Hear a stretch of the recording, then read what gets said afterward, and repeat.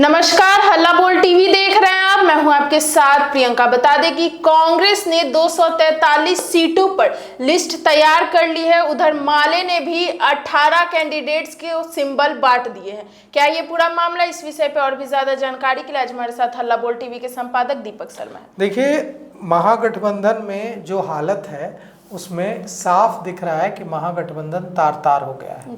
कांग्रेस ने अपने नेताओं को दिल्ली में रोक रखा है। कांग्रेस के जो प्रदेश अध्यक्ष हैं राजेश कुमार कुटुंबा से जो विधायक हैं वे दिल्ली में हैं। प्रभारी कृष्णा अल्लावरू दिल्ली में हैं। कांग्रेस विधायक दल के नेता शकील अहमद खान दिल्ली में हैं और तमाम बड़े नेता दिल्ली में हैं जी। और मीटिंग चल रही है। इस बीच कांग्रेस ने 243 सीटों पर अपनी कैंडिडेट लिस्ट तैयार कर ली है और अब उस पर विचार विमर्श चल रहा है, मंथन चल रहा है। मतलब आरजेडी कांग्रेस की दोस्ती अब टूटेगी कि कब टूटेगी की हालत में है जी। दूसरी तरफ आपने बात की माले की, तो सीपीआई-एमएल माले ने 18 विधानसभाओं में सिंबल बांट दिया। 18 विधानसभा के कैंडिडेट को सिंबल दे दिया है। अच्छा। पिछली बार माले 19 सीटों पर लड़ी थी। 19 में से एक सीट को छोड़कर और सीट को छोड़कर बाकी के 18 सीटों पर माले ने कैंडिडेट उतार दिया है, मतलब सिंबल बांट दिया। किसे कहां सिंबल, किस सीट पर माले ने किसे सिंबल दिया है हम आपको पढ़कर सुनाते हैं। दिव्या गौतम को दीघा से, दिव्या गौतम कौन है आप सब जानते होंगे, मशहूर अभिनेता सुशांत सिंह राजपूत, जिनकी एक सुसाइड कहा जाता है उसे, जिसमें उनकी मौत हुई थी, उनकी बहन है दिव्या गौतम। माले ने दिव्या गौतम को दीघा से टिकट दिया।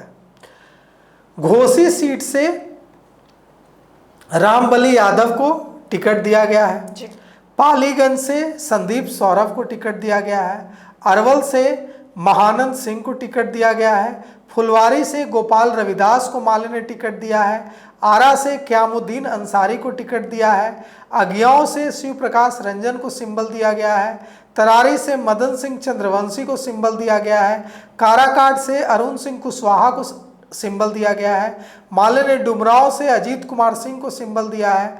माले ने दरौली से सत्यदेव राम को सिंबल दिया है। माले ने धरौंधा सीट से अमरनाथ यादव को सिंबल दिया है। जीरादेई सीट से माले ने अमरजीत कुशवाहा को सिंबल दिया है। माले ने भोरी सीट से जितेंद्र पासवान को सिंबल दिया है। माले ने सिकटा सीट से वीरेंद्र प्रसाद गुप्ता को सिंबल दिया है। माले ने कल्याणपुर सीट से रंजीत राम को सिंबल दिया है। माले ने वारिसनगर सीट से फूल बाबू सिंह को सिंबल दिया है और माले ने महबूब आलम को बलरामपुर सीट से सिंबल दिया है। एक बार हम फिर से सुना दें आपको। दिव्या गौतम को दीघा से सिंबल दिया गया है। रामबली यादव को घोसी से सिंबल दिया गया है। संदीप सौरभ को पालीगंज से सिंबल दिया गया है। महानंद सिंह को अरवल से सिंबल दिया गया है। गोपाल रविदास को फुलवारी से सिंबल दिया गया है।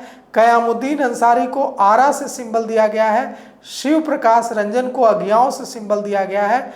मदन सिंह चंद्रवंशी को तरारी से सिंबल दिया गया है। अरुण सिंह कुशवाहा को काराकाट से सिंबल दिया गया है। अजीत कुमार सिंह को डुमराव से सिंबल दिया गया है। सत्यदेव राम को दरौली से सिंबल दिया गया है। अमरनाथ यादव को दरौंदा से सिंबल दिया गया है। अमरजीत कुशवाहा को जीरादेई से सिंबल दिया गया है। जितेंद्र पासवान को भोरे से सिंबल दिया गया है। वीरेंद्र प्रसाद गुप्ता को सिकटा से सिंबल दिया गया है। रंजीत राम को कल्याणपुर से सिंबल दिया गया है। फूल बाबू सिंह को वारिसनगर से सिंबल दिया गया है और महबूब आलम को बलरामपुर से सिंबल दिया गया है।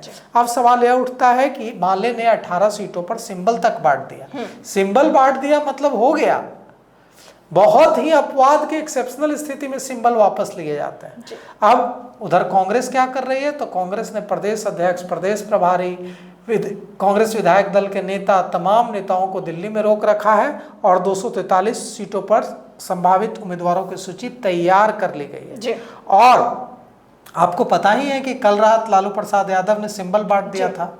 भाई वीरेंद्र को मनेर के विधायक को, बोगो सिंह को मटिहानी से, तमाम नेताओं को सिंबल दे दिया था। लेकिन क्या हुआ, उसके बाद तेजस्वी यादव दिल्ली से आए और सारे नेताओं को फोन करके कहा कि सिंबल वापस करो और सबसे सिंबल वापस ले लिया गया।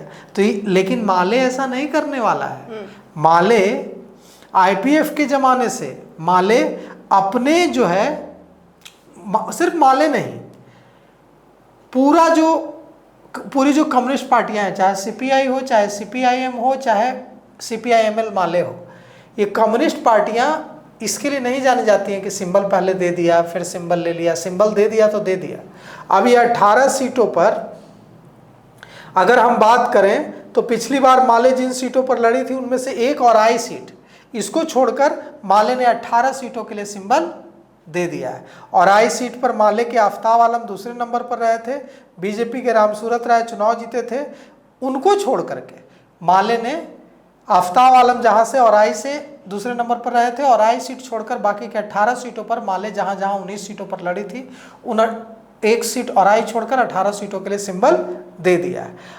अब जातिगत समीकरण की बात करें तो माले ने 2 मुसलमान, 5 कुशवाहा, 4 रविदास, 2 अति पिछड़ा, 1 सवर्ण महिला जिनमें दिव्या गौतम, जिसमें दिव्या गौतम का नाम है दीघा से, राजपूत, उनको टिकट दिया है।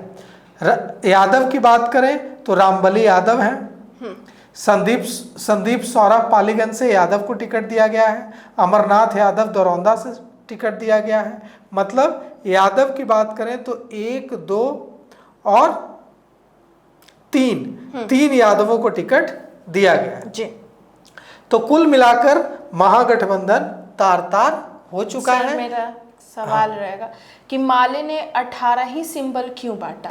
इसलिए क्योंकि पिछली बार माले 19 सीटों पर चुनाव लड़ा था, एक सीट छोड़ दी है और आई सीट, और 18 सीटों पर सिंबल बांट दिया है। मतलब माले ने साफ कर दिया है कि सीट बंटवारा हो या महागठबंधन में या ना हो, हम इंतजार नहीं करते रहेंगे, हम अपनी सीटें क्लियर कर लेंगे, हम अपना नामांकन दाखिल करा लेंगे। मतलब यह खुलेआम या तेजस्वी यादव को सीधे सीधे अल्टीमेटम है कि आपका सीट बंटवारा हो या ना हो, इससे हमें मतलब नहीं है। हमने अपने 18 कैंडिडेट्स को सिंबल दे दिया है और वे चुनाव लड़ेंगे। अब सवाल यह उठता है कि अब महागठबंधन में जो यह लड़ाई है यह किस ओर जाएगी? तो इस ओर जाएगी कि कांग्रेस 243 सीटों पर चुनाव लड़ जाएगी अगर तेजस्वी यादव नहीं झुके। एक ही स्थिति में प्रियंका अब रुक सकता है मामला, और वो यह रुक सकता है कि कांग्रेस की शर्तें मान ले तेजस्वी यादव, तब महागठबंधन टूटने से बच सकता है। नहीं तो महागठबंधन का टूटना तय है, कांग्रेस 243 सीटों पर लड़ जाएगी। और कृष्णा अल्लावरू अपने नेताओं के हक की, अपने पार्टी के हक को लेकर कोई समझौता करने के मूड में नहीं है। तो सुना आपने, अभी भी महागठबंधन में सीट शेयरिंग को लेकर मामला फंसा हुआ है। जब तक तेजस्वी यादव नहीं झुकेंगे तब तक ये महागठबंधन पूरी तरीके से टूटने के कगार पर आ चुका है। हालांकि इन सबको लेकर आपकी क्या राय है हमें कमेंट बॉक्स में जरूर बताइएगा।